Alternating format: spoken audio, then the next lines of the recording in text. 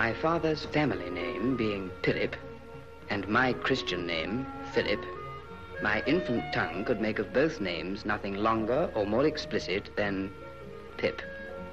So I called myself Pip, and came to be called Pip.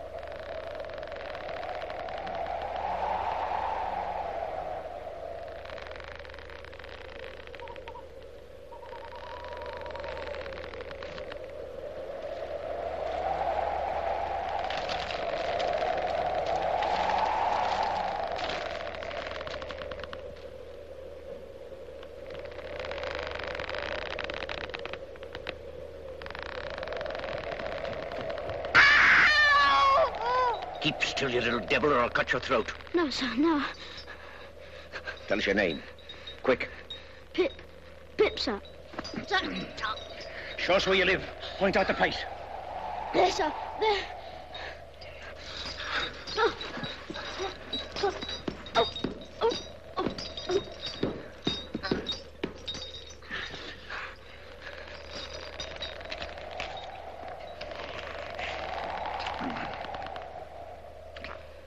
Now, where's your mother? There, sir. No, sir. There, sir. Also Georgiana. That's my mother. Ah. And is that your father along with your mother? Yes, sir. Him too. Late of this parish. Ah. And who do you live with? Supposing you're kindly let to live, which I ain't made up my mind about yet. With my sister, sir. Mrs. Joe Gargery. Wife of Joe Gargery, the blacksmith. Blacksmith, eh? Now look at here. Do you know what a file is? Yes, sir. Do you know what whittles is? Yes, sir. Food, sir. Then you get me a file and you get me whittles, or I'll have your heart and liver out. If you'll kindly let me keep upright, sir, perhaps I shouldn't be sick and perhaps I could attend more. Now you bring that file and them whittles to me in this churchyard tomorrow morning early. Yes, sir. And never dare to say a word of having seen such a person as me. No, sir. If you do, your heart and liver will be tore out and roasted and ate. There's a young man hid with me, and in comparison with him, I'm an angel. And that young man has a secret way of getting at a boy and at his liver. The boy may lock his door, may be warm in bed, but that young man will softly creep his way to him and tear him open. Say, heaven strike you dead if you don't. Heaven strike me dead if I don't. Now you know what you promised, young man.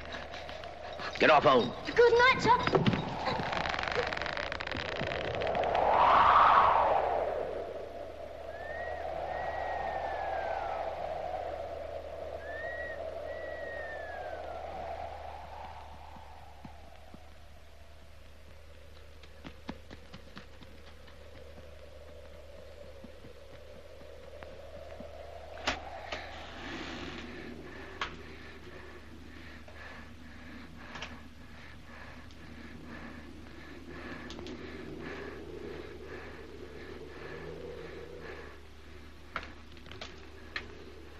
Hello, Joe. Mrs. Joe's been out a dozen times looking for you, Pip. She's out again now, making it a baker's dozen. She? And what's worse, she's got Tickler with her, Pip. She got up, she made a grab at Tickler, and she rampaged out, Pip. She rampaged out. She's a-coming. Get behind the door, old chap, and get the towel betwixt you. You young...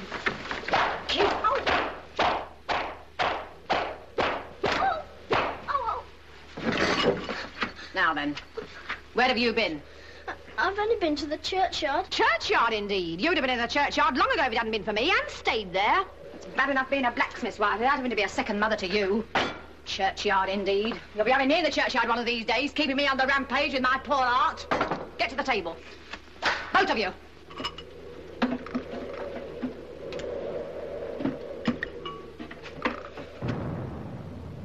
Listen. Was that great guns, Joe? Yes, there's another convict off. What does that mean? Oh, escaped. There was one escaped last night. They fired a warning of him. This must be a second one. Where does the firing come from? Drat the boy. Ask no questions. You'll be told no lies. Mrs. Joe, I should like to know, if you wouldn't much mind, where the firing comes from. Bless the boy, from the hulks, of course. Oh, hulks. And please, what's hulks? There you go. That's the way with this boy. Answer him one question and he'll ask you a dozen. Hulks are prison ships right across the marshes. I wonder who's put in prison ships and why they're put in there. People are put into prison ships because they murder and because they forge and rob and do all sorts of bad things. And they always start by asking too many questions. Now get on with your supper. Get off to bed.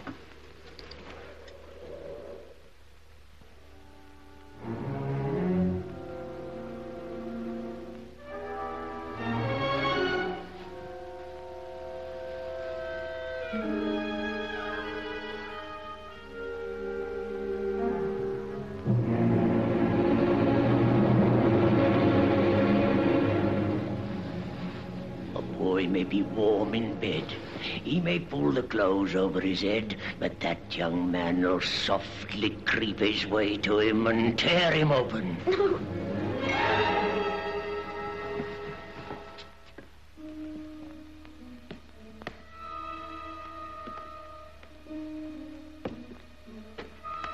Wake up, Mrs. Joe. Wake up.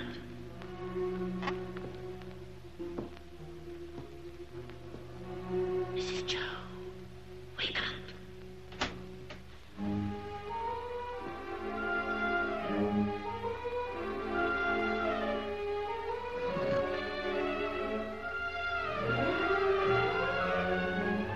You're a thief, Pip.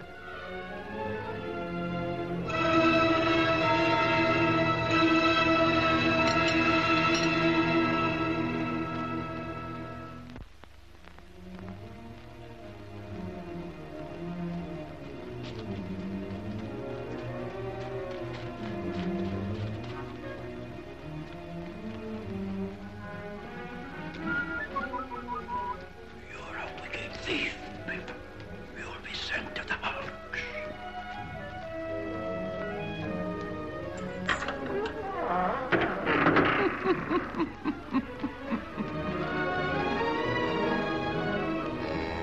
A boy with somebody else's brandy, with somebody else's pile, Somebody else's pork pie.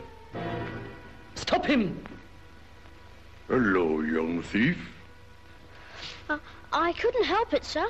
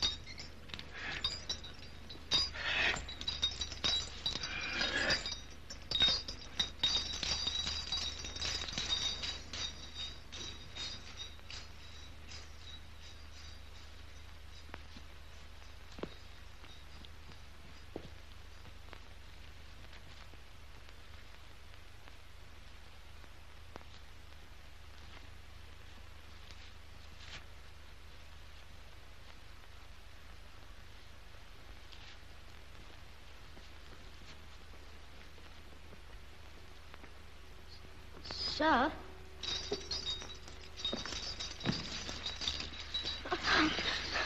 You brought no one with you? No, sir. Now give no one the word to follow you. No, sir. What's in the bottle, boy? Brandy.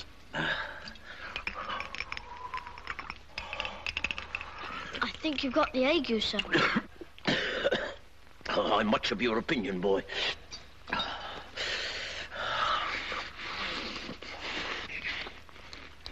I'm glad you enjoy it.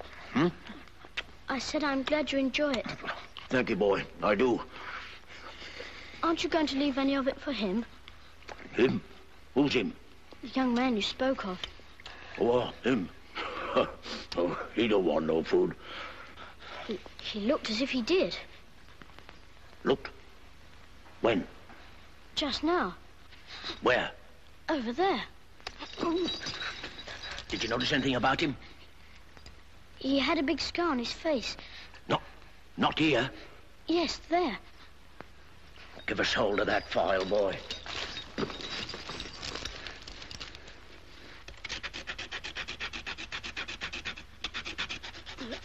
If you're not wanting me, sir, we have company for dinner, and my sister will be up early. Thank you, boy, thank you. This boy ought to be truly grateful, ma'am, for the princely dinner you've set before him. Do you hear what Uncle Pumblechook says? Be grateful. Why is it the young are never grateful? Naturally vicious. Now, to finish with, I want you all to taste a delicious, delightful gift from Uncle Pumblechook. It's a pie. A savoury pork pie. A savoury pork pie?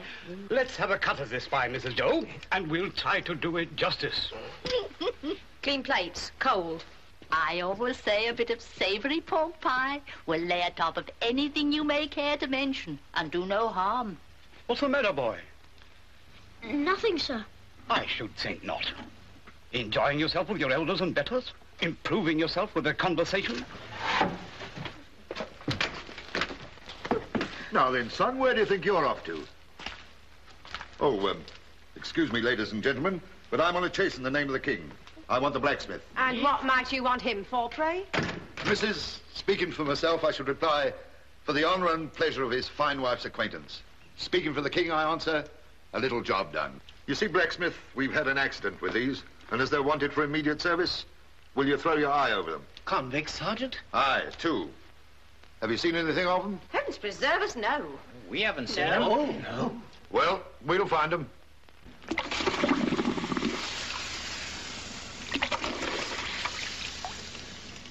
Platoon, fall in. Platoon, prepare, touch. Shoulder, out. Left, 10. Platoon, march.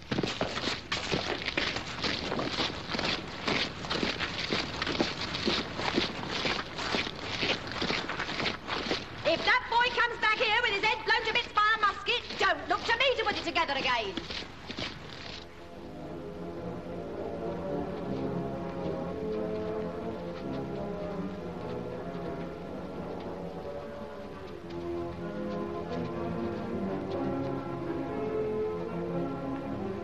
I hope we don't find them, Joe. I'd give a shilling if they had come round, Pip. Come on.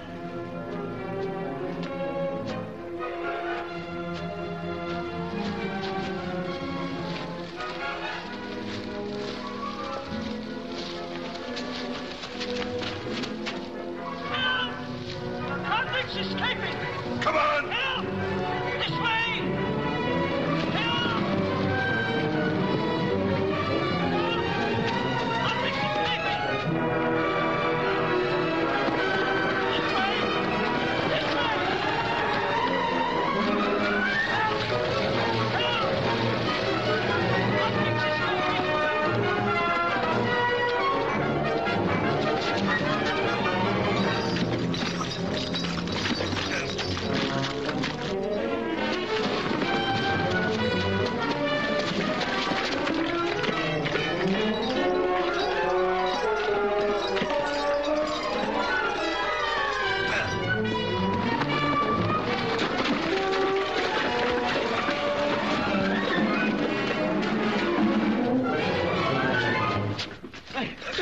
Convicts Don't forget, I took him. I give him up to you. Don't forget that. He tried. He tried to murder me. Me tried to murder him.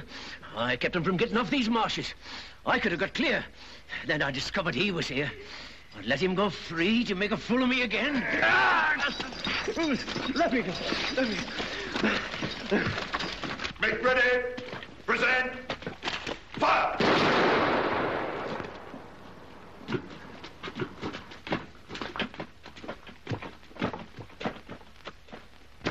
Hand.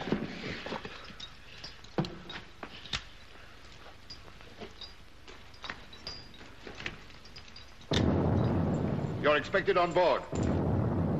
Come on. Light those torches. Get aboard, you. Torch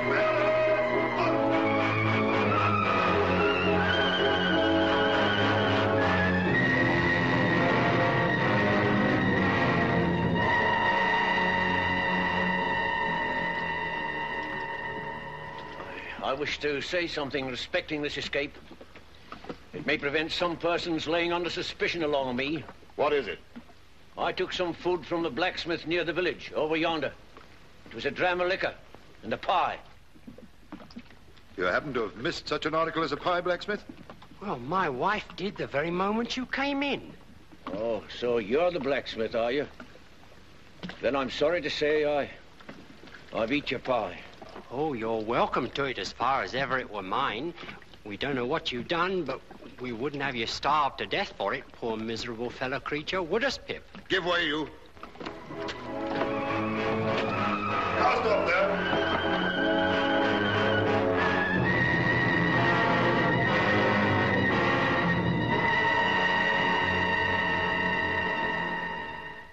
It was a year later.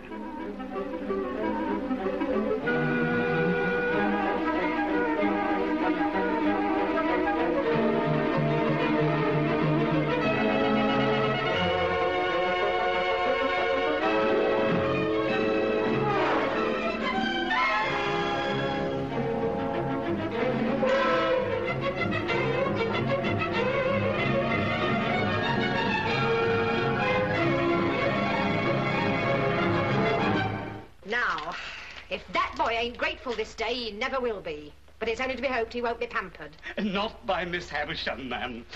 She knows better. Do you know who Miss Havisham is? Yes. Who? She's the strange lady in the large house. But she's mad, ain't she? She may be mad, but she's rich enough to make the boy's fortune. She wants him to go and play there. And he'd better play there, or else I'll work him. Well, wonder how she comes to know our Pip. Oh, Laura mussy me. Here I stand talking to me on moon calves, and Uncle Pumblechook waiting, and that boy grimed with dirt from the crown of his head to the soles of his feet. Oh.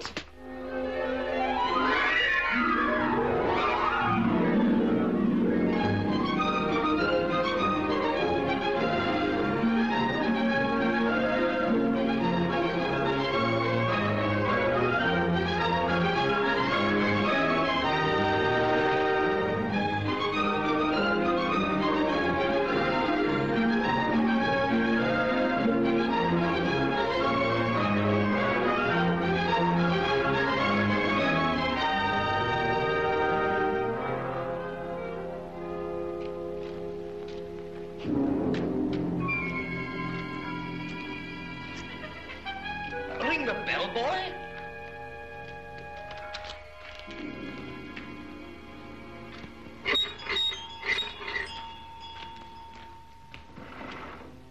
What name? Pumblechook. Quite right. Can you read the time, boy? Yes, sir. 3:15. Punctual to the minute.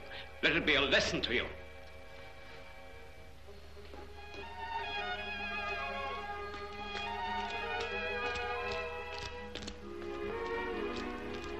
This is Pip. So this is Pip, is it? Come in, Pip. Oh, do you wish to see Miss Havisham? If Miss Havisham wishes to see me... Ah, but you see she doesn't. Come along, boy.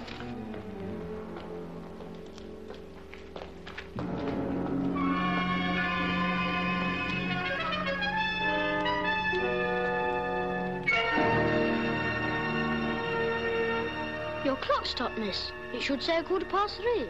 Don't loiter, boy.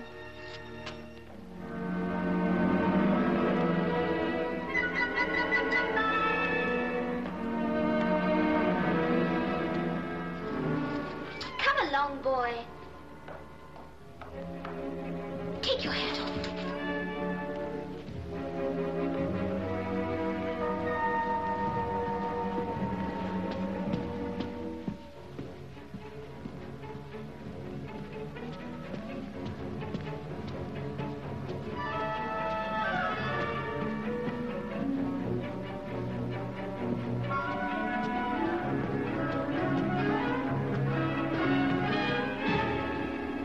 This door, boy. After you, miss. Don't be silly. I'm not going in.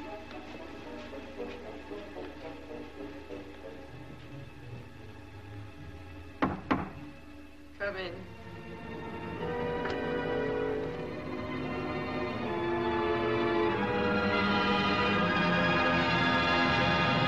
Who is it? Pitman. Pip. Mr. Pumblechook's boy. Come to play. Come nearer. Let me look at you.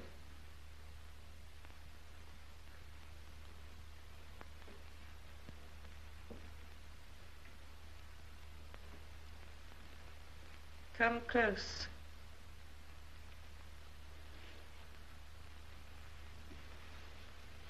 Look at me. You're not afraid of a woman who has never seen the sun since you were born. No.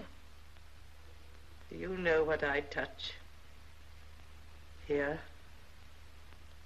Your heart. Broken.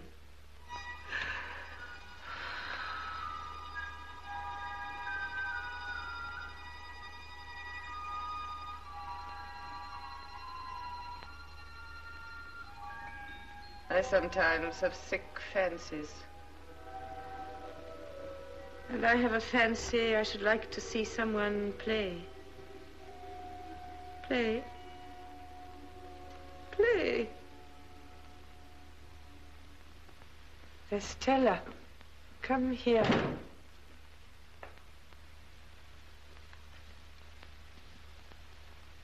Your own, one day, my dear. And you will use it well. Let me see you play cards with this boy. With this boy? But he is a common laboring boy. And look at his boots. Well, you can break his heart. What do you play, boy? Only begging my neighbour, miss. Beggar him. 4 for the ace. 1 for a jack. He calls the knaves jacks, this boy. And what coarse hands he has. You stupid, clumsy, laboring boy. She says many hard things of you, but you say nothing of her. What do you think of her? I don't like to say. Tell me in my ear. I think she's very proud. Anything else? I think she's very pretty. Anything else? I think she's very insulting. Anything else? I think I should like to go home now. And never see her again, though she is so pretty. I'm not sure that I wouldn't like to see her again, but I think I'd like to go home now. You shall go home soon. Play the game out. Wait here, boy.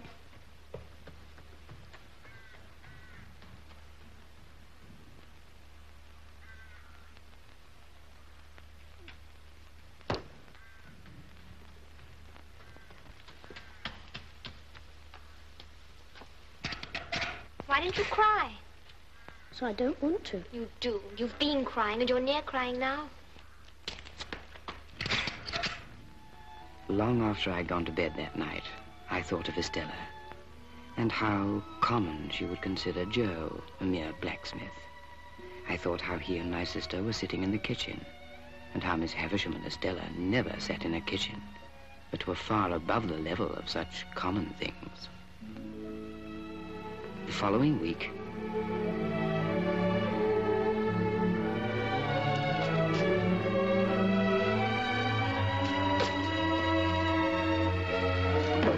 We'll come this way today, boy.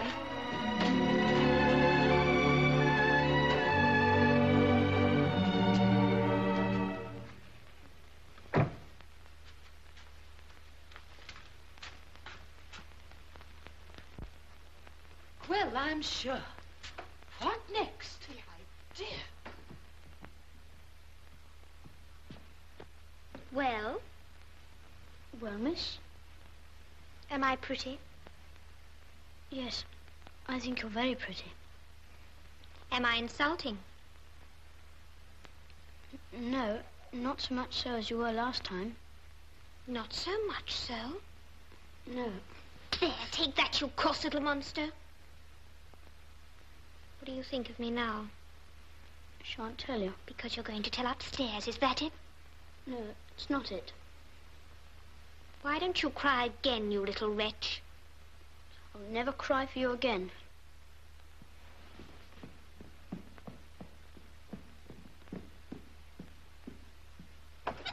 In there, boy.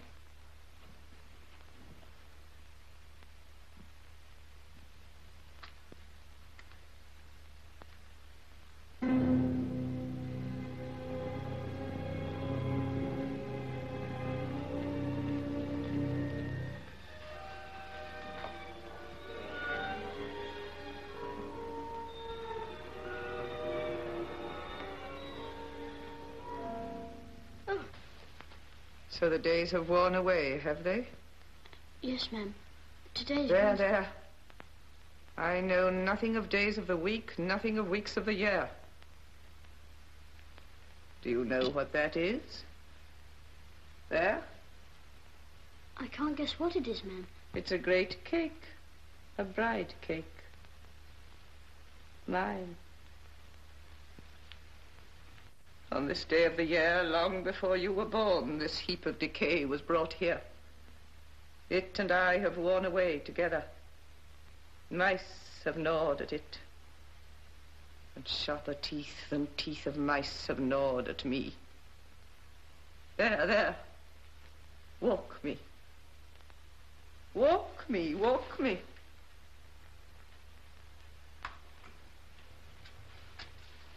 Dear Miss Havisham.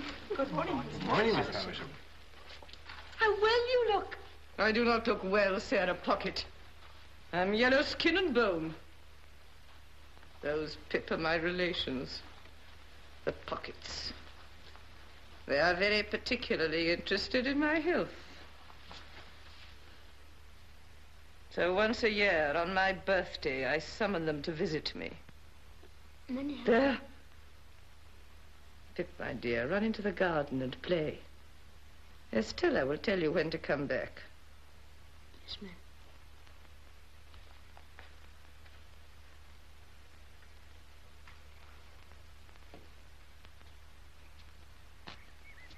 Hello, young fellow. Hello. Who gave you leave to prowl about? Mrs. Stella. Come on, fight. Oh, stop a minute there. I ought to give you a reason for fighting, too. There it is. Come on. Are you satisfied with the ground? Quite satisfied, thank you. Good.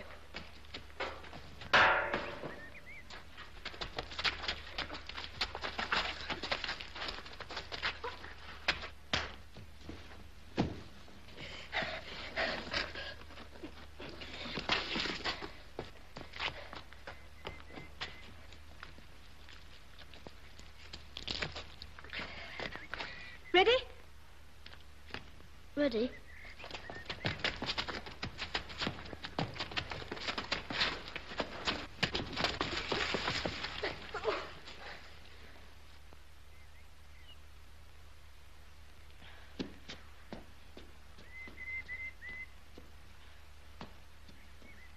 That That means you've won.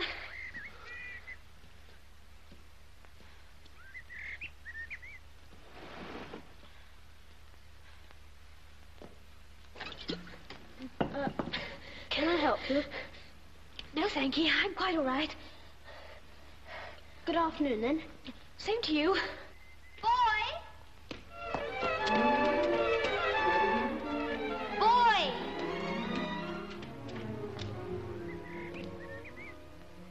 Yes, miss?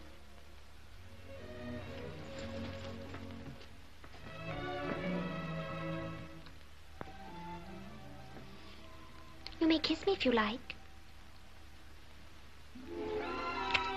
Now you ought to go home.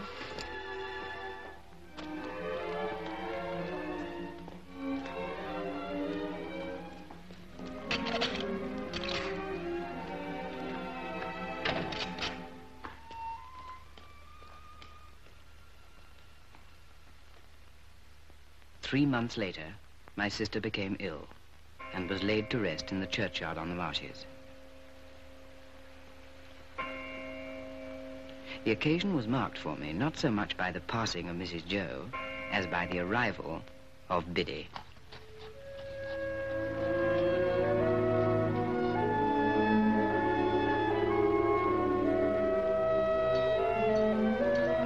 Very soon she became a trusted friend to both of us and a blessing to the household. Biddy, I want you to help me. Don't I help you, Pip? Oh, yes. You help me a lot with my letters and figures. But this is a secret. Oh? What is it? Biddy. Yes? Biddy, I want to be a gentleman. A gentleman? Oh, I wouldn't if I was you, Pip. I don't think it would answer. Biddy, I have a particular reason for wanting to be a gentleman. Well, you know best, Pip, but don't you think you're happy as you are? I'm not happy as I am. I'm coarse and common. Coarse and common, are you, Pip? Who said so? Beautiful young lady at Miss Havisham's. And I want to be a gentleman on her account.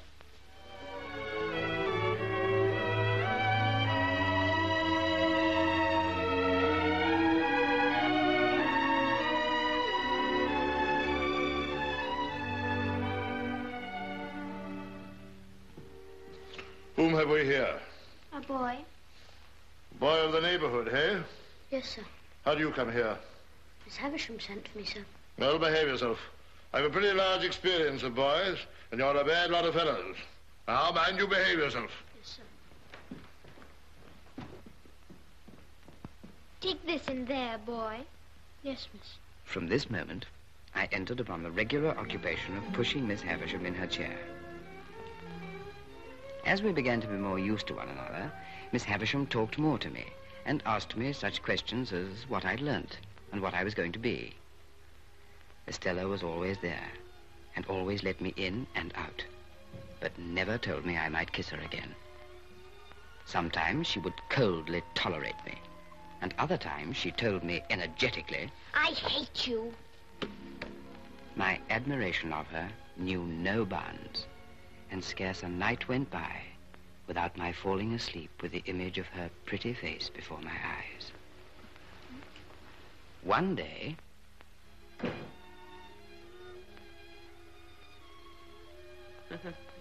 Does she grow prettier and prettier, Pip? Yes, Miss Havisham. There, there. That's all till next time. Miss Havisham, I can't come next time. This is sad news, Pip. Why not? Tomorrow's my birthday. I'm 14. Oh, and you start your apprenticeship with a blacksmith, do you not? Yes, Miss Havisham. Why so glum, Pip? Are you not excited by your new venture? I used to think I would be, but I'm not now. Pip, here are some golden sovereigns. A gift from me. Thank you, Miss Havisham. Do with them what you please. You've earned them well. Thank you. Come and see me on your next birthday. Yes, Miss Havisham. Estella, show him out. Goodbye, Miss Havisham.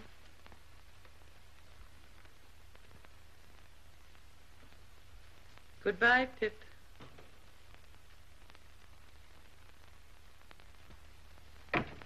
You'd better say goodbye to me, because I'm going away too. Going away? Yes. I'm going to France to be educated for a lady. To be educated for a lady? Yes.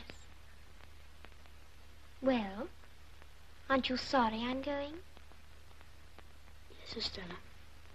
I'm very sorry. I wish I knew when you were coming back. But I wish... What do you wish? I wish I could kiss you goodbye.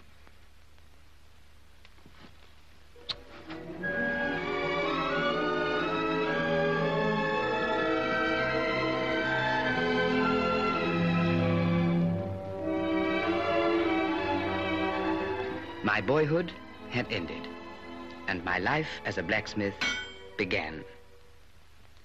It was in the 6th year of my apprenticeship, and it was a Friday night.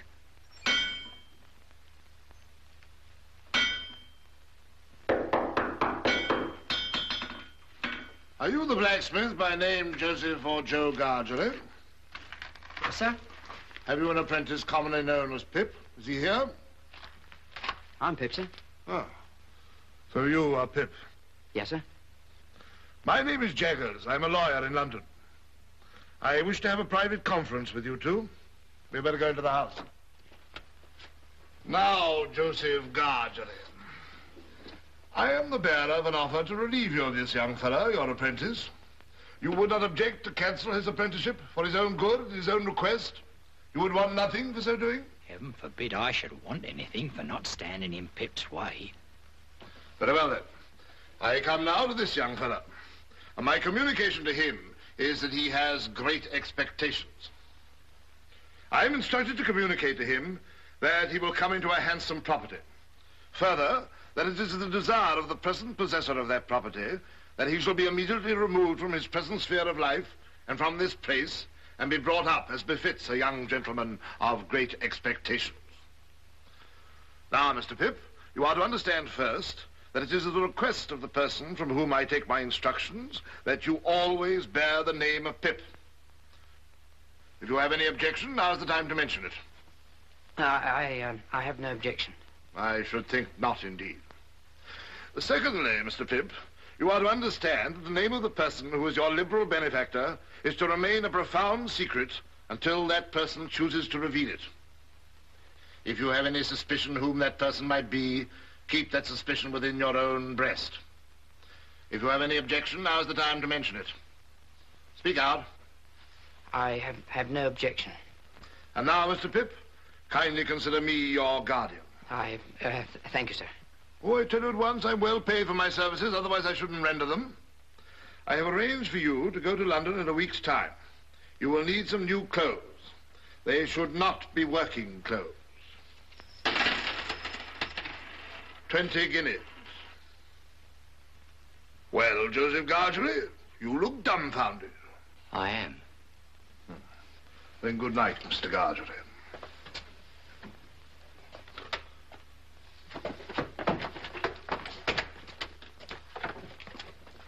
Good night, Pip. Good night, sir.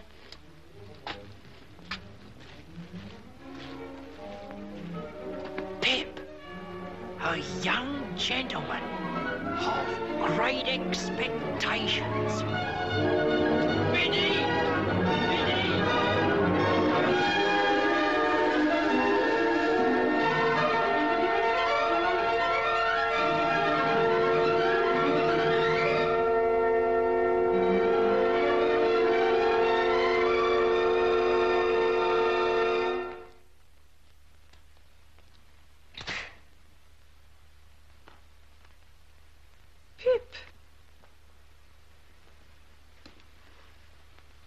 This is a very gay figure, Pip. I start for London tomorrow, Miss Havisham, and I thought you would kindly not mind my taking leave of you. Well? I've come into such good fortune since I saw you last, Miss Havisham, and I'm so grateful for it. I've seen Mr. Jaggers, Pip. I've heard about it. So you go tomorrow? Yes, Miss Havisham. And you are adopted by a rich person. Not named. No, Miss Havisham. And Mr. Jaggers is made your guardian. Yes, Miss Havisham. Is, abroad. Mr... Prettier than ever, and admired by all who see her. And you, too, have a promising career before you. Be good and deserve it, Pip. Yes. You will always keep the name of Pip, you know. Yes, Miss Havisham. Goodbye, Pip.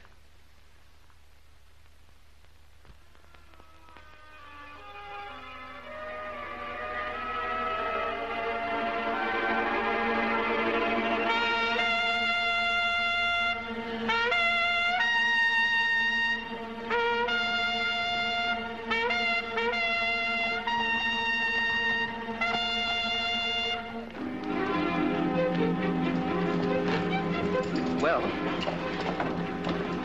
bye, Joe. God bless you, dear old Pip. God bless you. Bye, Biddy. Bye, Pip.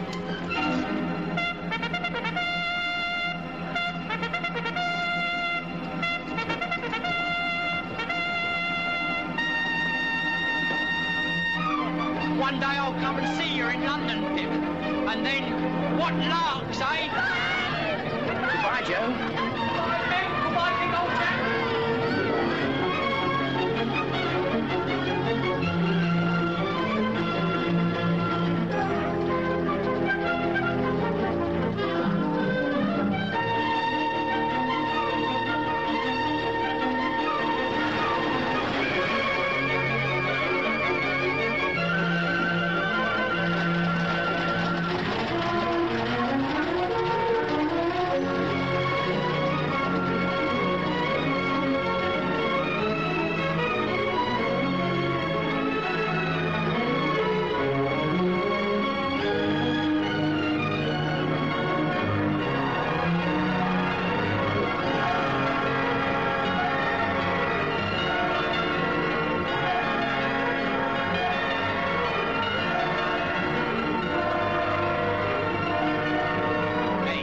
London.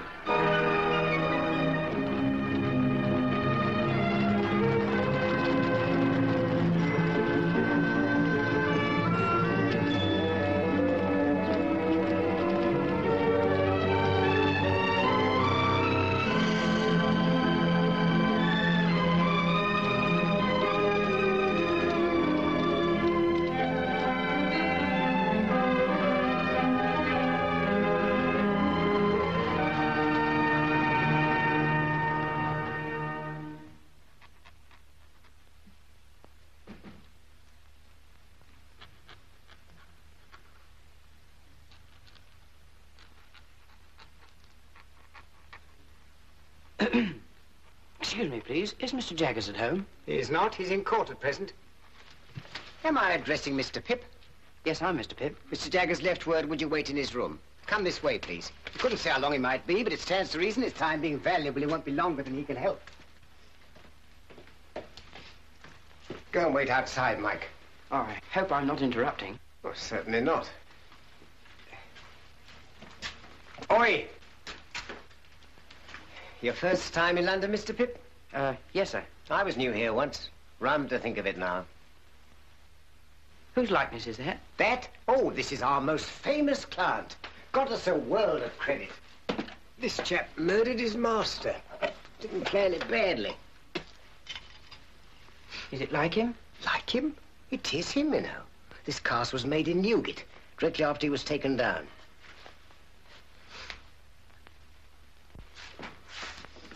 Oh, your man comes on this afternoon. Have you got the witness? Yes, Mr. Jaggers. Wait here. Mr. Pip's here. Good. Ah, so you've arrived safely, Mr. Pip. Good morning. Good morning, Mr. Jaggers. Now, we can soon settle you. Wemmick, Mr. Pip's file. Wemmick here will conduct you to a Mr. Herbert Pocket's rooms in Barnard's Inn, where you will live. Oh, sit down, Mr. Pip, sit down. Mr. Pocket will be able to give you a good lead as to the places in London with which you shall become acquainted. I take it that is agreeable? Yes, Mr. Jaggers. Next, money. Your allowance will be £250 per annum. which means that you will draw from Wemmick here the sum of £62, 10 shillings per quarter. A very handsome sum of money, too, I think. You consider it so? How could I do otherwise? But answer the question. Undoubtedly, Mr. Jaggers. Good. Get out! Now, here is a list of the tradespeople with whom you may run up an account. Wemmick, take Mr. Pip round to Barnard's Inn. Yes, sir. I shall check the bills and pull you up if I find you getting on too well. Of course, you'll go wrong somehow, yes, but that's no fault of mine. Goodbye and good luck, Mr. Pip.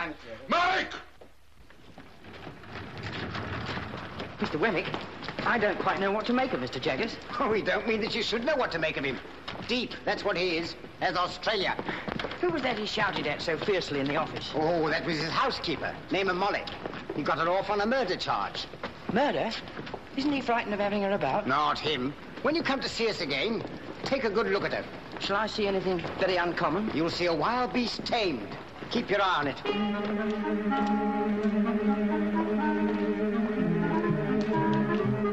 Here we are. Mr. Pocket's on the first floor. You don't want me anymore? No, thank you, Mr. Wemmick. As I keep the cash, we shall most likely meet pretty often. Oh, well, very glad, I'm sure, to make your acquaintance. Good day. Good day, sir.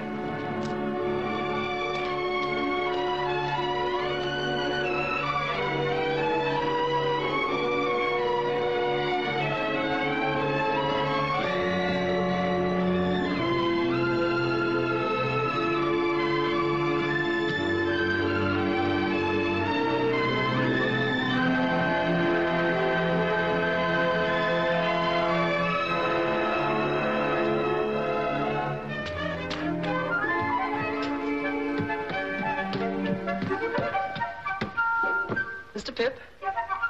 Mr. Pocket? Oh, dear me, I'm extremely sorry. But the fact is, I've been out on your account, for I thought, coming from the country, you might like a little fruit. And I went to Covent Garden Market to get it good. Well, thank you. It's very nice of you.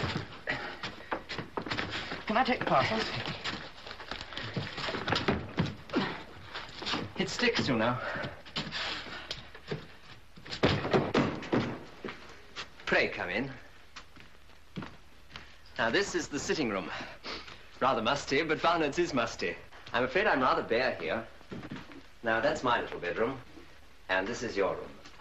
Come in. Oh, it's very nice. The furniture's specially hired for the occasion. Oh, I hope that... Dear me, I beg your pardon. You're holding the fruit all this time. I feel quite ashamed. You'll be very quiet here, and we shall be alone together. But I dare say we shan't fight. Fight? Fight? I knew I'd seen you somewhere before. You're the pale young gentleman from Miss Havisham's. Bless me, and you are the prowling boy.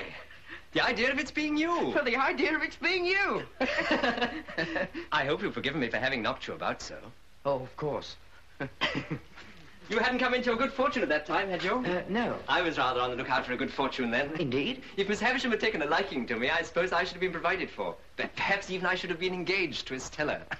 But I didn't care much for it. She's a tartar. Who? Miss Havisham? I don't say no to that, but I meant Estella. You know she was adopted and brought up by Miss Havisham to wreak revenge on all the male sex. Wreak revenge on all the male sex? What revenge? Heavens, Mr. Pip, I thought you knew. No. Dear me, it's quite a story and should be saved till dinner time. Shall I take your stick? Oh, thank you. And your hat. Oh.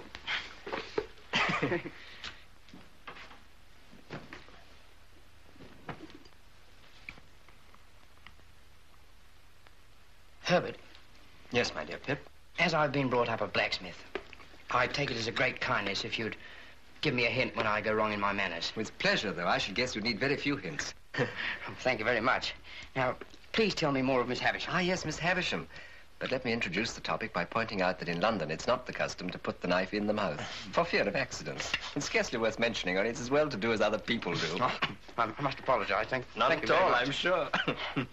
Now, Miss Havisham was an heiress, and as you may well suppose, was looked upon as a great match. Well, one day there appeared upon the scene a certain man. I never saw him, for this was 25 years ago. He pursued her closely and professed to be devoted to her. And there's no doubt that she fell passionately in love with him, which brings me to the cruel part of the story. Merely breaking off to remark, my dear Pip, that it's not usually considered necessary to fill the mouth to its utmost capacity. Oh, very sorry. I was so interested. Not at all, I'm sure. The marriage day was arranged, the wedding dresses were bought, the wedding guests were invited. The day came, but not the bridegroom. He wrote a letter. Which she received when she was dressing for her marriage at 20 minutes to 9. Exactly. So that was why she stopped the clocks. Yes. And when she'd recovered from a bad illness, she laid the whole place waste, as you've seen it, and has never since looked upon the light of day. Herbert, you said that Estella was not related to Miss Havisham, but only adopted. When adopted? There's always been an Estella since I've heard of a Miss Havisham. I know no more. So, Pip, all I know of Miss Havisham, you know. Well, let's change to brighter prospects. Let's drink to London. And a very happy future. To London. And a very happy future.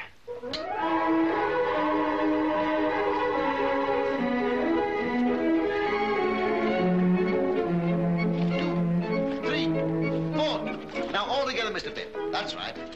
That's better. Much better. Enjoy yourself.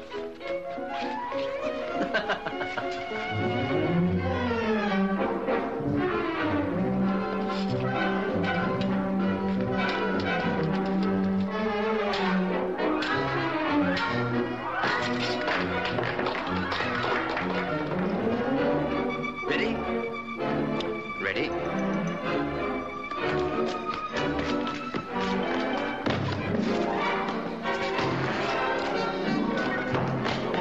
Forgive me, Herbert.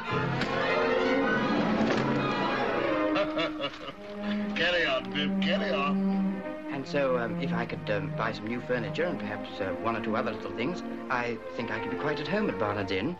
Do it. I knew you'd get on. How much do you want? £20.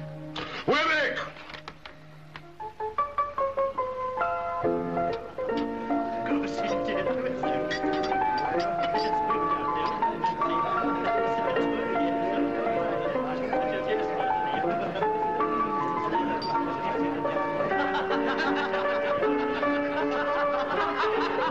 Well, Pip, I should say you were at home.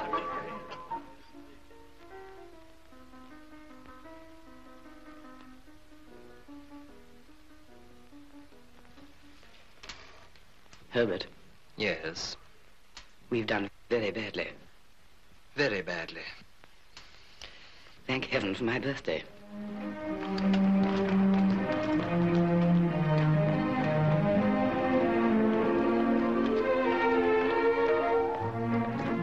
Good morning, Mr. Pip. Morning. Good morning, Mr. Pip. Good morning. Congratulations, Mr. Pip. Thank you, Mr. Wemmick. Come in. Mr. Pip, sir. Come in. 21, eh, Pip? I must call you Mr. Pip today. Congratulations, Mr. Pip. Thank you, Mr. Jaggers. Sit down.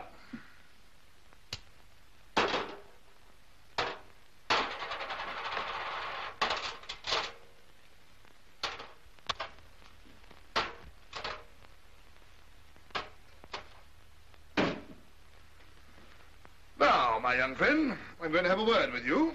If you please, sir. What do you suppose you are living at the rate of? At the rate of, Mr. Jaggers? The rate of. I'm afraid I'm unable to answer. I thought so. Now, I've asked you a question, my friend. Have you anything to ask me? Oh, well, of course, it would be a great relief to ask you several questions, Mr. Jaggers, if it were not forbidden. Ask one. Is my benefactor to be made known to me today? No. Ask another.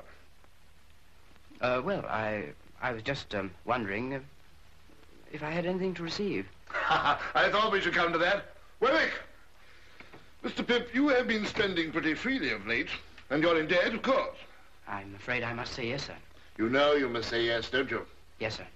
Wemmick, hand Mr. Pip that piece of paper. Now, unfold it and tell me what it is.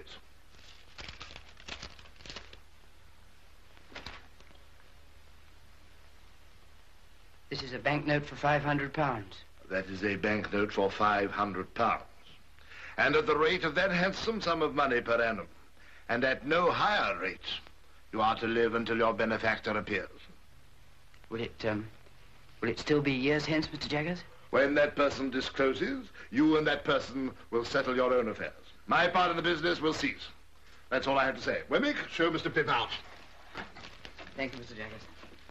My dear Mr. Pip, Mr. Gargery is going to London and would be glad if you are agreeable to be allowed to see you. He will call Tuesday morning at 9 o'clock. We talk of you in the kitchen every night and wonder what you are saying and doing. No more, dear Mr. Pip, from your ever obliged and affectionate servant, Biddy. As I watched Joe that Tuesday morning, dressed grotesquely in a new suit, let me confess that if I could have kept him away by paying money, I certainly would have paid money. In trying to become a gentleman, I had succeeded in becoming a snob.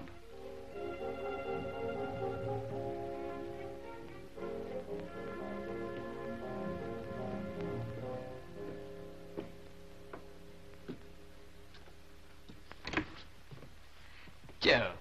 How are you, Joe? Pip. How are you, Pip? Come in, Joe.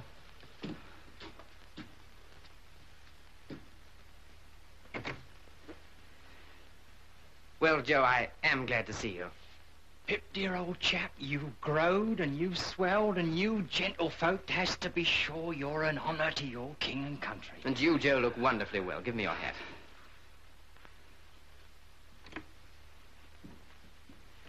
Oh, Herbert, this is Mr. Joe Gargery.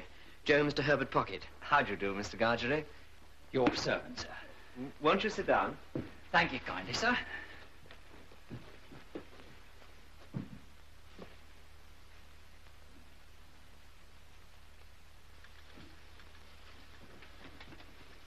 Will you take tea or coffee, Mr. Gargery?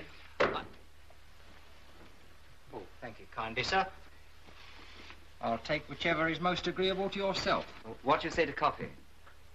Thank you kindly, sir. Since you are so good as to make choice of coffee, I'll not run contrary to your opinions. But don't you find that rather heating? Say tea, then.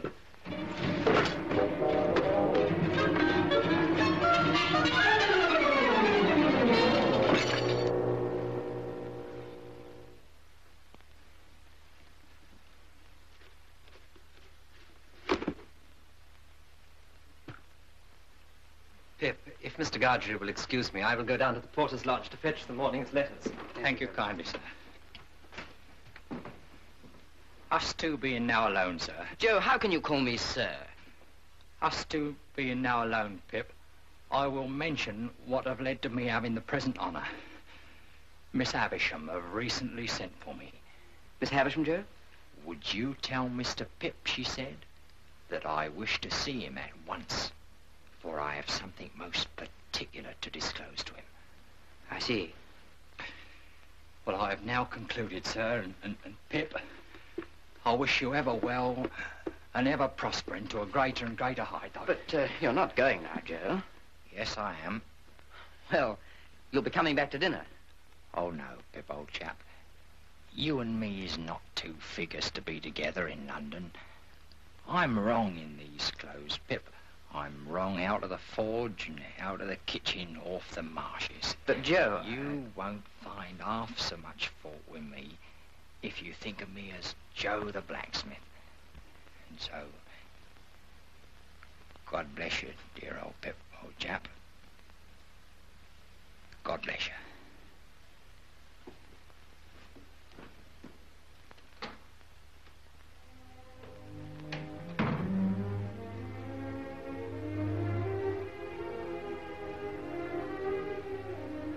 All that day, Joe's simple dignity filled me with reproach. And next morning I began the journey to our town, knowing that I should sleep that night at the forge. But as the miles went by, I became less convinced of this, and invented reasons and excuses for not doing so. Joe, Pip's here. Oh, we didn't expect you, Pip. Pip, your bed's not ready. We thought for certain you'd be staying in the town. You must stay in the town. Gentlemen, always stay at the Blue Boar. Blue Boar, Rochester! All other swindlers upon earth are nothing to the self-swindlers. And with such pretenses did I cheat myself. Surely a curious thing. Come in, Pip. How do you do? How do you do, Miss Havisham? You kiss my hand as if I were a queen. Well? I thought that you were so kind as to wish to see me, Miss Havisham. Well?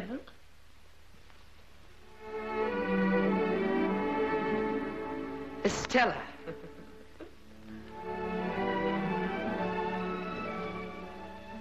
Well, Pip? Stella, this is an unexpected pleasure. I didn't think to find you here. You two must have a lot to say to each other. Go out into the garden, both of you, and walk and talk together. I must have been a strange little creature to hide and watch you fight that day. But I did, and I enjoyed it very much. You rewarded me very much. Did I? Don't you remember? I remember I entertained a great objection to your opponent. I took it ill that he should be brought here to pester me with his company. He and I are great friends now. Are you? I imagine that since your change of fortune, you have naturally changed your companions. Oh, yes, naturally. Do you remember the first time I came here? The time you made me cry? Did I? I don't remember. Not remember you made me cry? You meant nothing to me. Why should I remember? You must know, Pip, I have no heart. Perhaps that's why I have no memory. No one looking at you could believe that. Oh, I have a heart to be stabbed at or shot at, but you know what I mean. There's no sympathy there, no softness, no sentiment. If we're to be thrown much together, you had better believe that at once. I can't believe it, Estella. Very well. It's said at any rate. But remember how I've been brought up, and don't expect too much of me. Come, Pip. You shall not shed tears for my cruelty today. We'll go just once more round the garden and then go in. Miss Havisham will be expecting you at your old post. Is she beautiful? Graceful, well-grown? Do you admire her, Pip? Everyone must who sees her, Miss Havisham. She is going to London soon, and you shall meet her there. I shall be the happiest man in London, Miss Havisham. Love her. If she favors you, love her. If she tears your heart to pieces, love her. I adopted her to be loved. I developed her into... as punctual as ever, Jaggers. As punctual as ever. How do you do, Pip? And what are you doing here? Miss Havisham wished me to see Estella, Mr. Jaggers. Ah, a fine young lady. Shall I give you a ride, Miss Havisham? Once round. A very fine young lady, Pip.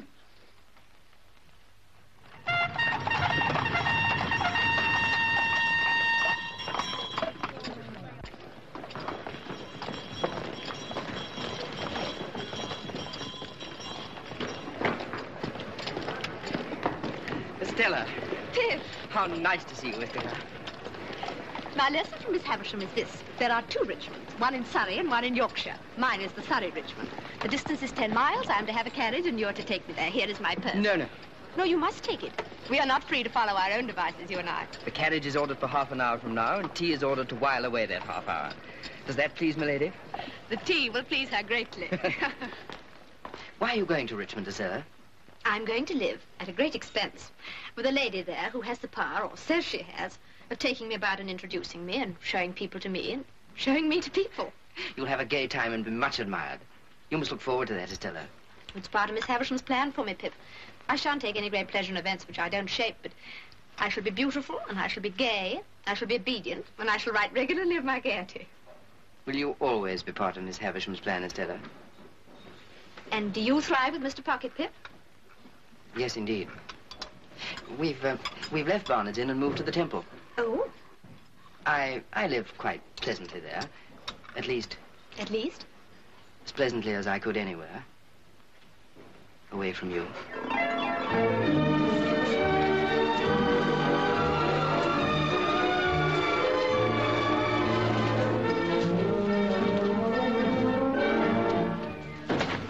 All through that summer, I saw a great deal of Estella, and I was very happy. Until I realized, somewhat uncomfortably, that she had many admirers. It was not until the winter that fate threw her in the way of Bentley Drummle.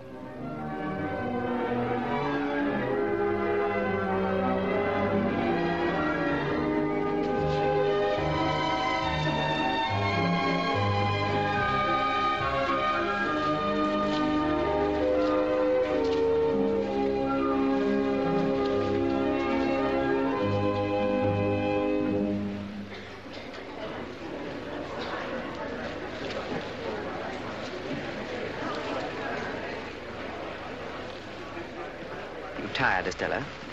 Rather, Pip. You should be. Say rather I should not be. For I still have my letter to Miss Havisham to write before I go to bed. Recounting tonight's triumph?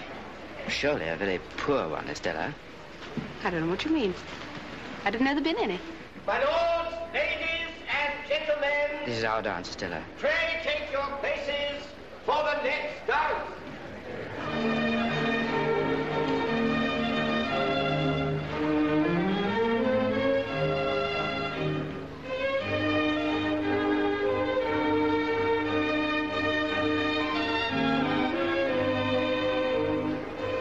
Estella, look at Drummle. He never takes his eyes off you. Why should I look at him? Is there anything in Drummle I need to look at? That's what I want to ask you. He's been hovering about you for weeks. Moths and all sorts of ugly creatures hover about a lighted candle. Can the candle help it? My lords, ladies, and gentlemen, pray take your partners for the Spanish polka.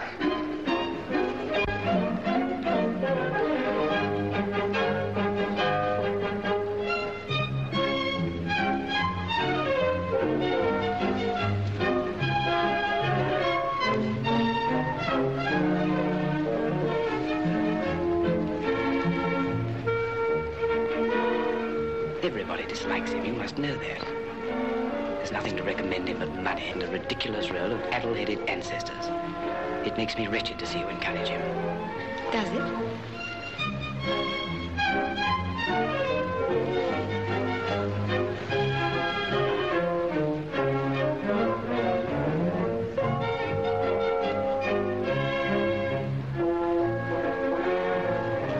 You give him looks and smiles such as you never give to me.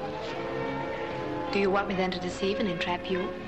Do you deceive and entrap him, Estella? Yes, and many others. All of them but you.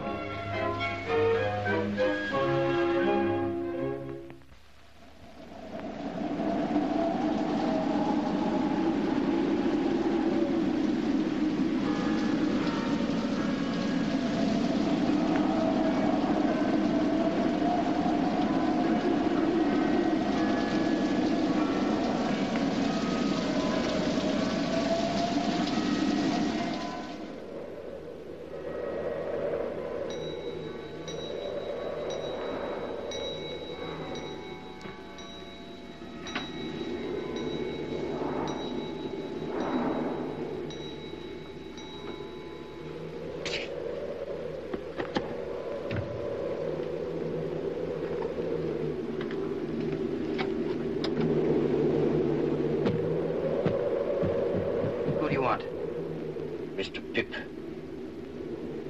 I'm Mr. Pip. What's your business? My business? Ah, yes, I'll explain my business by your leave. Do you wish to come in? Yes, I wish to come in, master.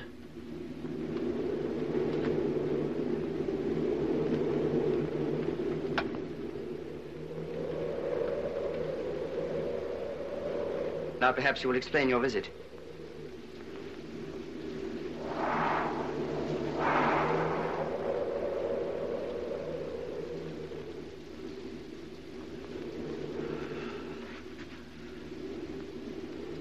It's disappointing to a man after having looked forward so distant and come so far. Oh, but you're not to blame for that. What do you mean? I'll speak in half a minute.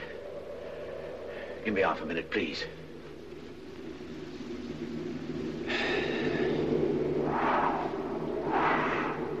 There's no one nigh, is there? Why do you ask that question? You're a gayman. I'm glad you growed up a gayman.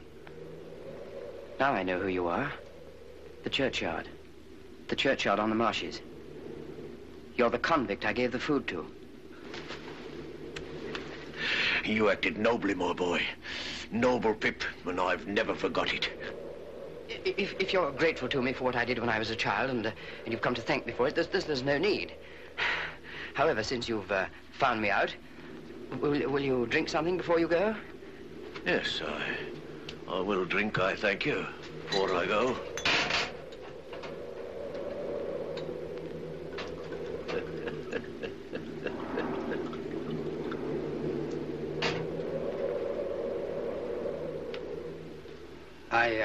I hope you won't think that I spoke harshly to you just now. I had no intention of doing it, and I'm very sorry for it if I did. I wish you well and happy.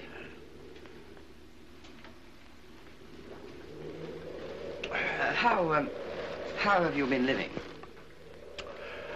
I've been a sheep farmer, away in the New World, in New South Wales. I hope you've done well. I've done wonderful well. I'm famous for it. Oh, I'm very glad to hear it. I hope to hear you say so, dear boy. But you've done well, too, eh? Yes, I've done quite well. May I make so bold as to ask how you've done well since you and me was out in those lone, shivering marshes? How? Oh. Yes, I've been chosen to succeed to some property. Might I be a varmint ask what property? I don't know. Might I be a varmint ask whose property? I don't know. Could I make a guess, I wonder, at your income since you come of age? As to the first figure now. 5?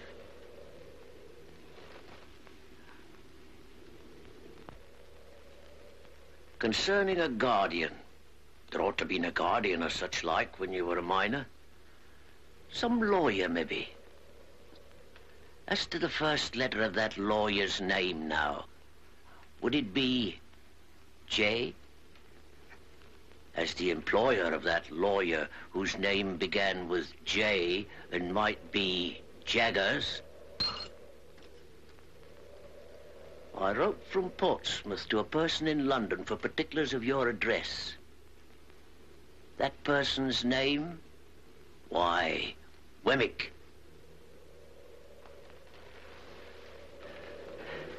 Yes, Pip, dear boy, I made a gentleman of you. It was me what done it. I swore that time that as sure as I earned a guinea, that guinea would go to you. And that there hunted dog what you kept life in got his head so high that he made a gentleman. And Pip, you're him. Why, I'm your second father, Pip, and you're my son. And how good-looking you've growed. There's a pair of bright eyes somewhere, eh? Isn't there a pair of bright eyes what you love the thoughts of? They shall be yourn, dear boy, if money can buy 'em. But didn't you never think it might be me? No, never. Well, you see, it was me. And single-handed. Never a soul in it but me own self and Mr. Jaggers. Was there no one else? No, who else should there be? Well, where are you going to put me, dear boy? Put? Oh, to sleep. Who's that? Don't be alarmed. It's Mr. Pocket, who shares these rooms with me. Phew! What a night. Hello. Herbert, something very strange has happened. This is a visitor of mine. Take it in your right hand. Say, strike me dead on the spot if I split in any way, whatever. Strike me dead on the spot if I split in any way, whatever. Kiss it. Do as he says, Herbert. Now, you're an oath.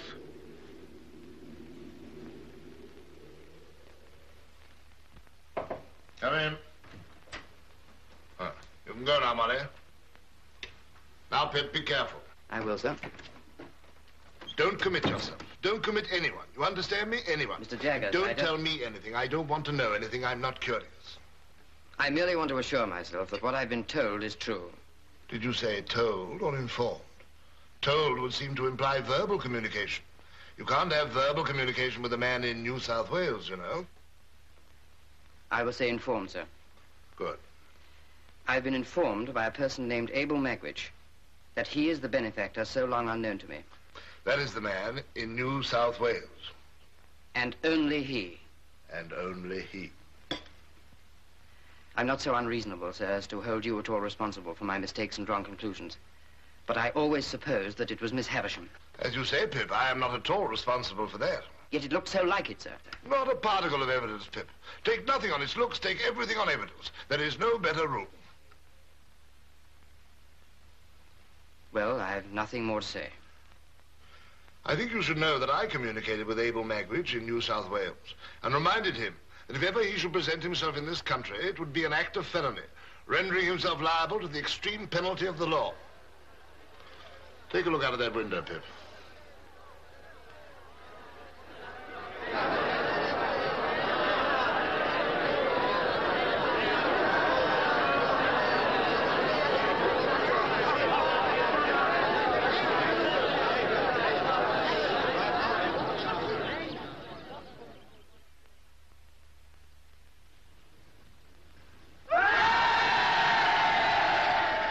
That sort of thing happens every day. Magwitch has enemies here who would not hesitate to inform on him. I see. But he has guided himself by my caution, no doubt. No doubt. If you'll excuse me, sir.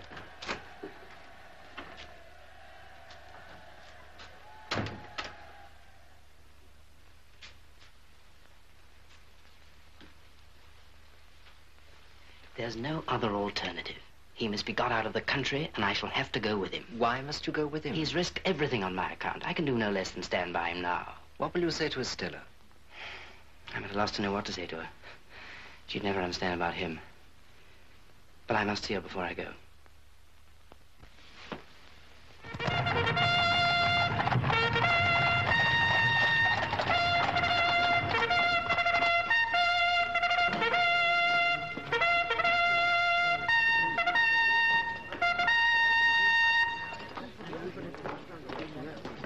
Just come down?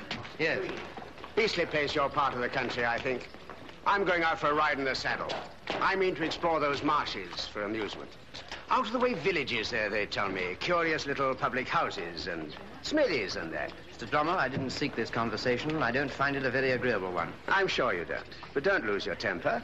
Haven't you lost enough without that? What do you mean? Look here, you, sir. The lady is joining me later. So take her horse round to her house in an hour's time. Very good, sir. And don't forget to tell the waiter I don't dine, because I'm going to dine with the lady. Aye,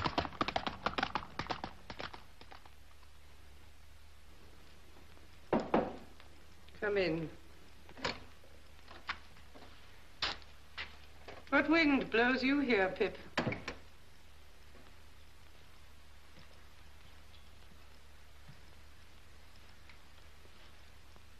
I went to Richmond yesterday to speak to Estella, Miss Havisham. And finding that some wind had blown her here, I followed. What I have to say to Estella, I will say before you presently in a few moments. It will not surprise you. It will not displease you. I'm as unhappy as you could ever have meant me to be. I have found out who my patron is. It isn't a fortunate discovery, and is not likely ever to enrich me in reputation, station, fortune, anything. But there are reasons why I can say no more of that. It is not my secret, but another's. It is not your secret, but another's. Well? When you first caused me to be brought here, Miss Havisham, I suppose I really did come here as any other chance boy might have come, as a kind of servant, to gratify a want or a whim and to be paid for it. Aye, Pip, you did. And that Mr. Jaggers was... Mr. Jaggers had nothing to do with it. His being my lawyer and the lawyer of your patron was a coincidence. He holds the same relation towards numbers of people. But when I fell into the mistake that I've so long remained in, at least you led me on. Yes. I let you go on. Was that kind? Who am I? For heaven's sake, that I should be kind. Well, well, well, what else? Estella, I should have said this sooner, but for my long mistake, which led me to believe that Miss Havisham meant us for one another. And I felt that I couldn't tell you of my real feelings while you were not free to choose for yourself. But now I have to go away. And I must say it before I go. I love you, Estella. I've loved you ever since I first saw you in this house. Pip, I tried to warn you not to love me. But you wouldn't be warned, for you thought I didn't mean it. Isn't it true that Bentley Drummle is in town here and pursuing you? Quite true. That you encourage him and ride out with him? And that he dines with you this very day? Quite true. How can you fling yourself at such a man? Should I rather fling myself at you, Pip, who would sense at once that I bring nothing to you? But you cannot love him, Estella. What have I always told you? Do you still think, in spite of it, that I don't mean what I say? Estella, you would never marry him. Why not tell you the truth? I am going to be married to him.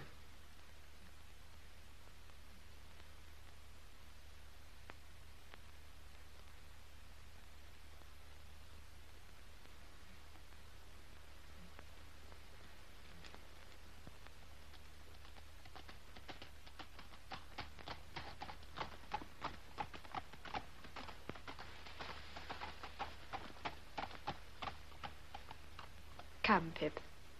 Don't be afraid of my being a blessing to him. I shall not be that. Here is my hand. Let us part on this. You'll get me out of your thoughts in a week.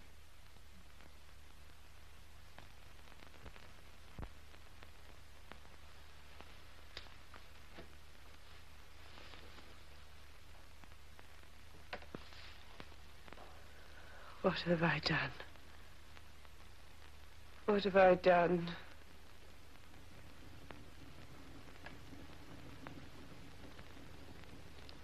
If you mean what have you done to me, Miss Havisham, let me answer. Estella has been part of my existence ever since I first came here, the rough, common boy whose heart she wounded even then. She has been the embodiment of every graceful fancy that my mind has ever known. To the last hour of my life, she cannot choose but remain part of my character. Part of the little good in me, part of the evil. But you may dismiss me from your mind and conscience. But Estella is a different case. And if you can ever undo any scrap of what you've done amiss, in keeping part of her right nature away from her, it will be better to do that than to bemoan the past through 100 years.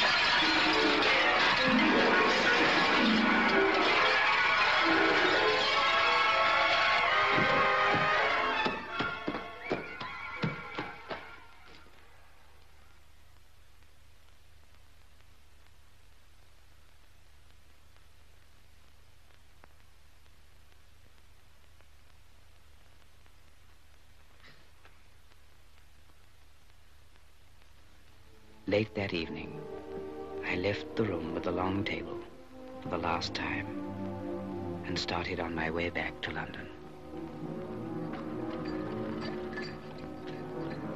Mr. Pip, I believe. Good morning, sir. Good morning, Dick. I have a note for you, sir. The messenger who brought it said it's urgent.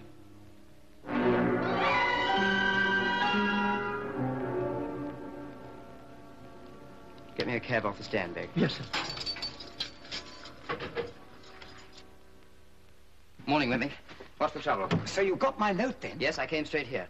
Why, what have you done to your hands? Oh, it's nothing. I got them burned, Mr. Wemmick. I'm very anxious. Everything's taken care of, Mr. Pip. But pray come in. You don't object to an aged parent, I hope? Oh, no, no. I should be delighted. This is Mr. Pip, aged P, and I wish you could hear his name. Give him a nod, Mr. Pip. That's what he likes. You made acquaintance with my son at his office, I expect. Yes. Not away at him, if you please, like winking. Yes. Yes. I hear that my son is a wonderful hand at his business, sir. Yes. You're as proud of me as Punch, ain't you, Aged P? There's a nod for you. There's another one for you. Yes, yes. Now, Mr. Pip and I have business to discuss. Oh, yeah. Come and sit down. I want to offer an apology, for he isn't capable of many pleasures. Just tip him a nod now and then when he looks off his paper, and he'll be as happy as a king. Pleasure, Mr. Wemmick, and I'm sure that you'll appreciate that I'm most anxious to know what's happened. Of course. Now, I heard by chance yesterday morning that an old enemy of a certain convict, whose name we needn't mention, Yes. had got wind of his being in England. So I went to the temple and found Mr. Herbert. And I told him that if he was aware of any such person, whose name we needn't mention, being about your chambers, that he'd better get him out of the way. I also heard that you had been watched. That I've been watched? Yes. And might be watched again. So he'd better get him out of the way while you were out of the way. I see. He would be greatly puzzled what to do. He was. But we've now removed him to a house overlooking the river, down Limehouse way. I should like to join them at once. If you take my advice, Mr. Pip, you'll wait till after dark. By which time, you see, we can have those hands attended to.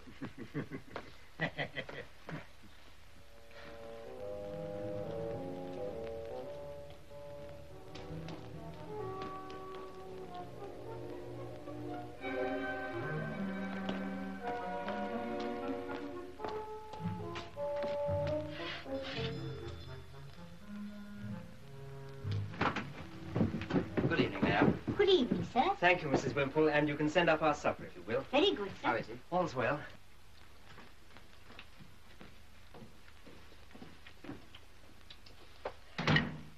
I may be grubber, dear boy. Always was. Are you sure that you can rely on Wemmick's judgment and sources of information? Aye, Wemmick knows. He spoke to me of a particular enemy of yours. Do you know who that might be? Aye. That was the man you saw fighting with me on the marshes, the man with the scar. He turned informer on me then to save his own skin, and he'd do it again to see me hanged. But no sneaking rat like him's going to make me leave, my boy. Well, if you're worried about that, there's no need. I'm coming with you. No. You're a gay one. What a gay one my boys turned out to be, eh? The following day, I sent Herbert to make some inquiries. He found that the packet boat for the continent left Gravesend Pier at high tide every Thursday. I set myself to hire a boat. It was soon done. I couldn't get rid of the notion of being watched, and how many undesigning persons I suspected of watching me, it would be hard to calculate. I began to go out as for training and practice, sometimes alone, sometimes with Herbert. We were out in all weathers, and became, as was our intention, familiar figures on the river. My burns were still very painful. We made it a practice that Herbert should embark from the place nearest to the house where our convict was hidden. As the hours of the tide changed, we took to going further downriver. There, on the marshes, we found a lone public house where we decided to stay on the night of our escape. And from a nearby buoy, we timed the passing of the packet boat.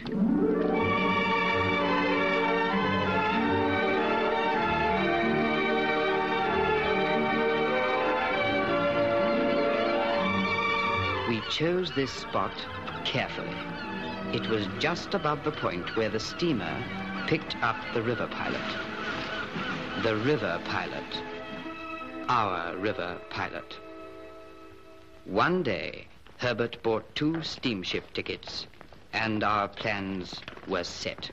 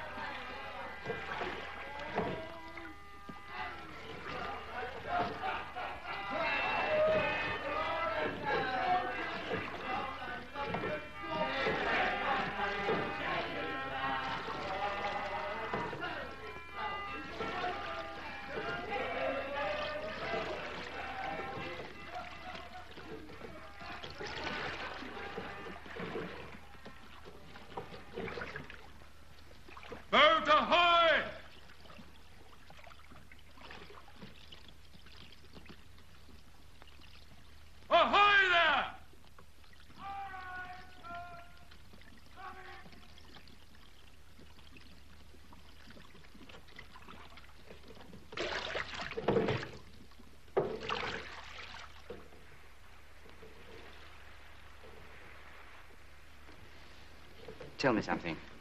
What, dear boy? What I did for you as a child was such a small thing. Why have you done so much for me? I had a child of my own once, Pip. A little girl who I loved and lost. What happened to her? I don't know. It's a dark part of my life, dear boy. Ain't worth telling. But when on those lone, shivering marshes, a boy was kind to a half-starved convict, that boy took the place of the child he had lost. Pull on your left.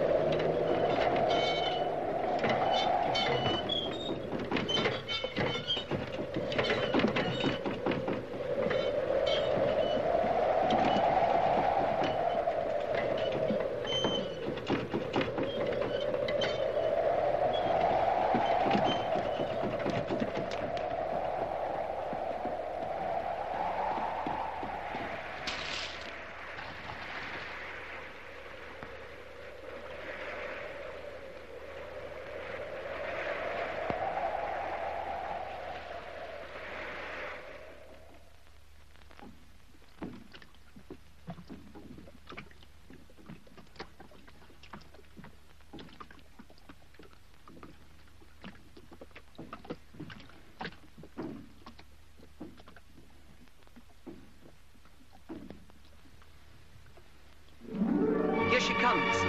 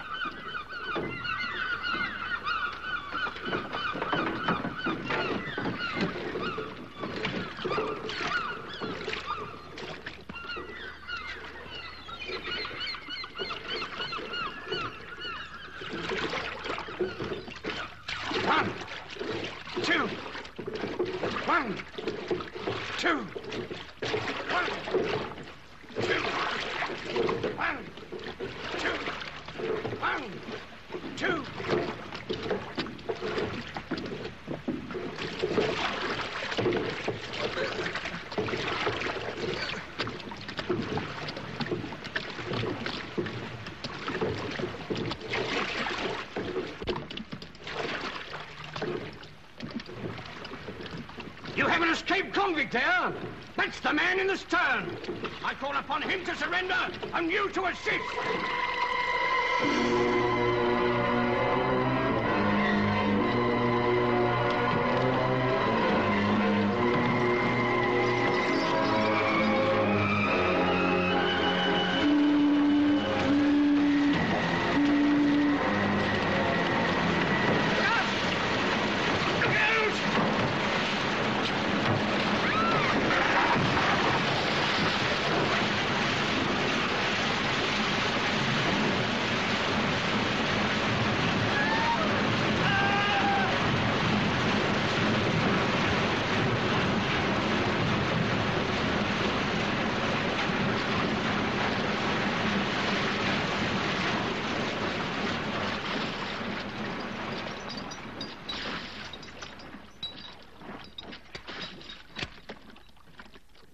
I'll never forgive myself for this. I'm all right, dear boy. I'm content to have seen my boy and to take my chance. Jaggers will help us. He'll get you off all right. Prisoners at the bar. It is now my duty to pronounce the sentence demanded by the law.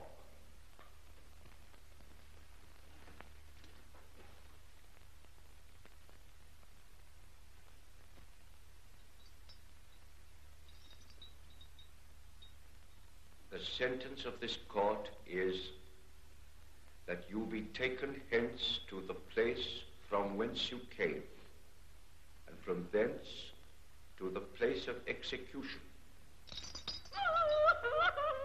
and that each of you there be hanged by the neck until you be dead.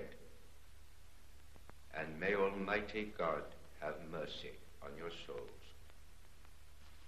Are you absolutely certain there is nothing you can do to save him? Nothing. You realize, of course, that you no longer inherit his money.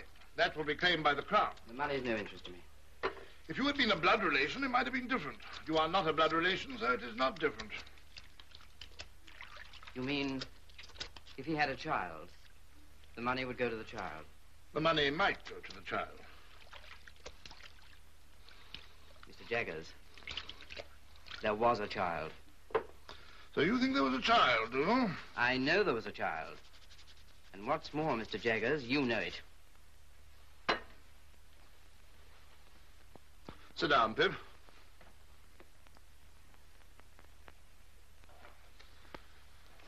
I'm going to put a case to you, Pip, but I admit nothing. I understand. You admit nothing. Put the case that a woman is charged with murder. Put the case that this woman has a child whose father is a convict. I understand you perfectly. But that I make no admissions. But that you make no admissions. Now, Pip, put the case that this woman's legal advisor knows an eccentric and very rich lady who is anxious to adopt a little girl. You understand, Pip? I understand. But I can hardly believe. Ring that bell, Mr. Pip.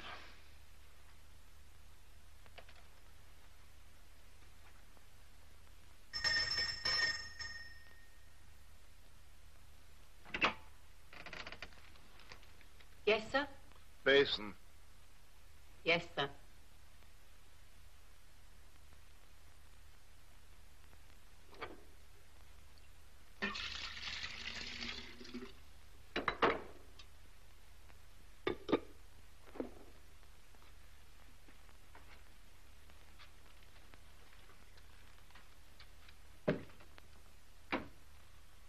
Well, Pip? If I'm in my right mind, and that woman is Estella's mother, this legal advisor you mention will have a lot to answer for. Now, Pip, put the case that this legal advisor has often seen children tried at the criminal bar. Put the case that he has known them to be habitually imprisoned, whipped, neglected, cast out, qualified in all ways for the hangman, and growing up to be hanged. Put the case that here was one pretty little child out of the heap that could be saved. Put that last case to yourself very carefully, Pip. I do, Mr. Jaggers. Did he do right? He did right. Good. Does Estella know? You mean, does the little girl know? Yes. No, she does not know. She must never be told. As to that, she has a claim to her father's property. The legal advisor must use his own judgment. Her father's condition is considerably worse. He has been moved to the prison infirmary.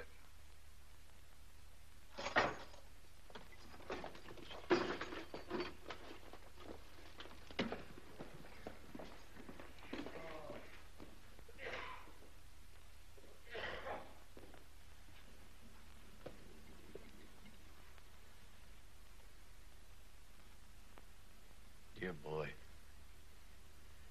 I thought you wasn't coming. And yet, I knew somehow that you would. It's just the time. I waited at the gate so as not to lose a moment of it. God bless you. You've never deserted me. what's best of all is you've been more comfortable along with me since I was under a dark cloud than when the sun shone. That's best of all. Are you in pain? I don't complain of none, dear boy. You never do complain.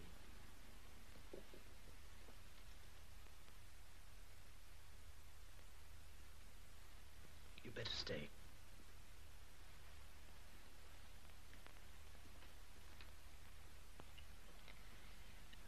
I have something to tell you. Can you understand what I say?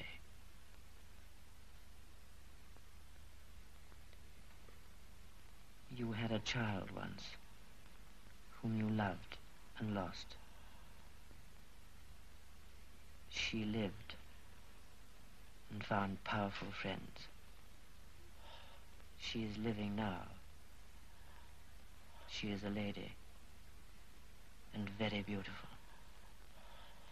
And I love her.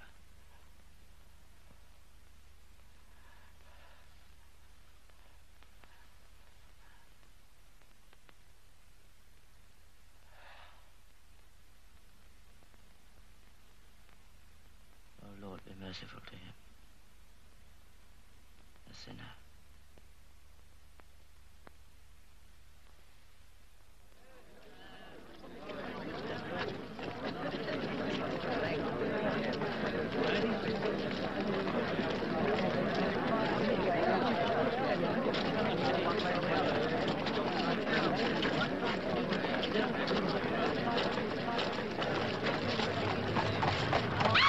Get out of the way, you fool!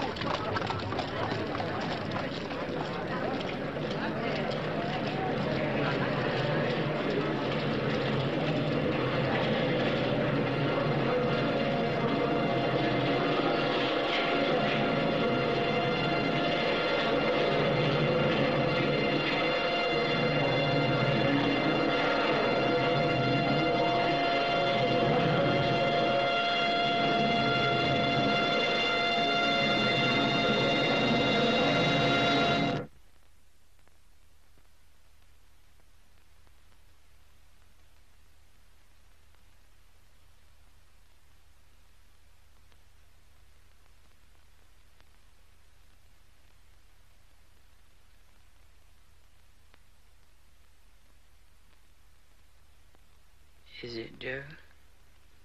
What's it are, old chap?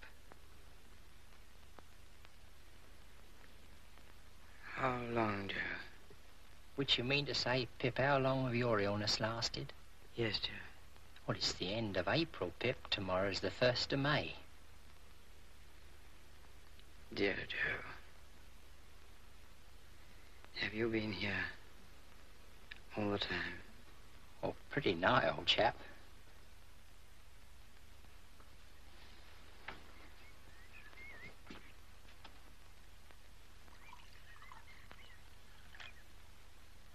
Joe, where am I? You're home. I brought you home, dear old Pip, old chap. Oh, Joe, you break my heart. Please don't be so good to me. Now, look here, old chap. Ever the best of friends. You'll soon be well enough to go out again. And then, oh, what larks.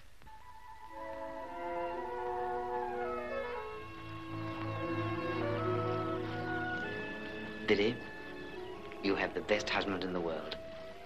And Joe, you've the best wife in the world. Which I know, Pip, old chap, which I know.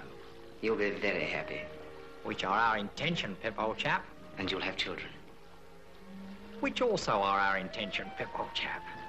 One day, Pip, you'll marry too. I don't think I shall, Biddy. Not now. Dear Pip, do you still fret for her? I think of her. But that poor dream, Biddy, has all gone by. All gone by. I knew as I said these words that I secretly intended to visit the old house that evening.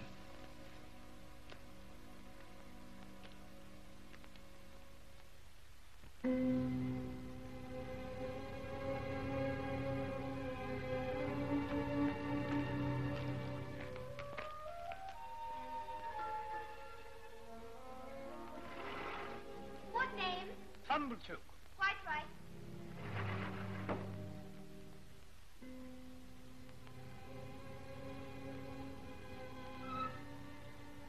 Come in, Pip.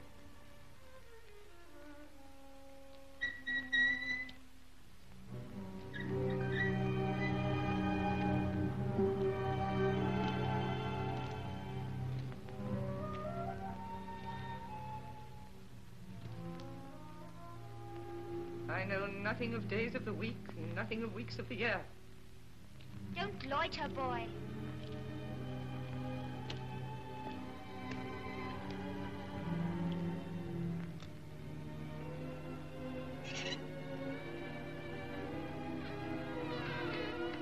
Come along, boy. Take your hat off.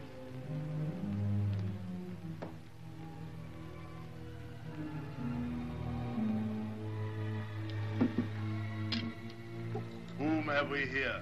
A boy. A boy of the neighborhood, eh? But he is a common laboring boy. You can break his heart.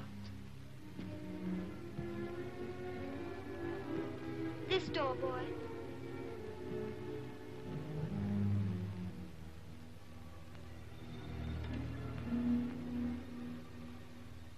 Pip. Stella.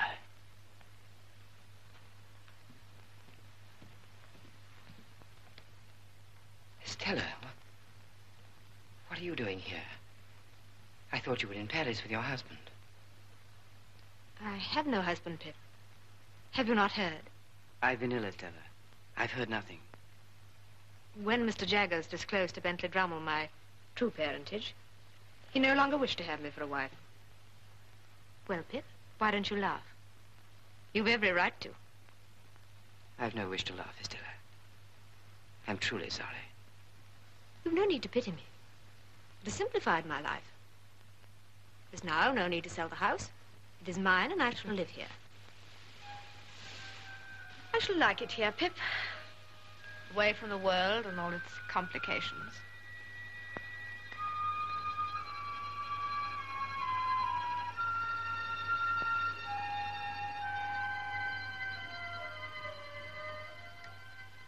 Stella, how long have you been here? I don't know. Stella, you must leave this house. It's a dead house. Nothing can live here. Leave it, Stella, I beg of you. What do you mean? This is the house where I grew up. It's part of me. It's my home. It's Miss Havisham's home. But she's gone, Stella, gone from this house, from you, from both of us. She is not gone. She is still here with me in this house, in this very room. Then I defy her. I have come back, Miss Havisham. I have come back to let in the sunlight.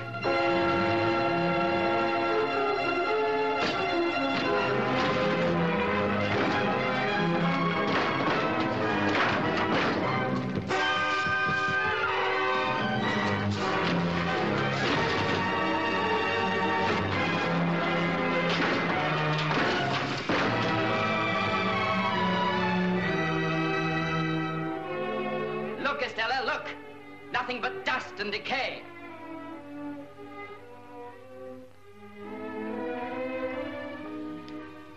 I've never ceased to love you, even when there seemed no hope for my love. You're part of my existence, part of myself. Estella, come with me, out into the sunlight. Look at me. Pip, I'm afraid. Look at me.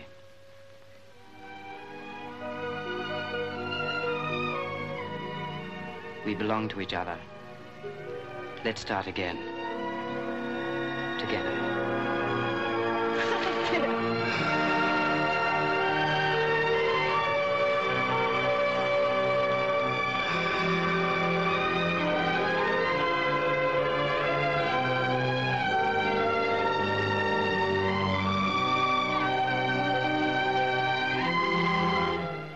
A fireman's helmet sets the auction rooms alight with Flog It at 3:45. And here on BBC Two, a big family up sticks to escape to the country. Next.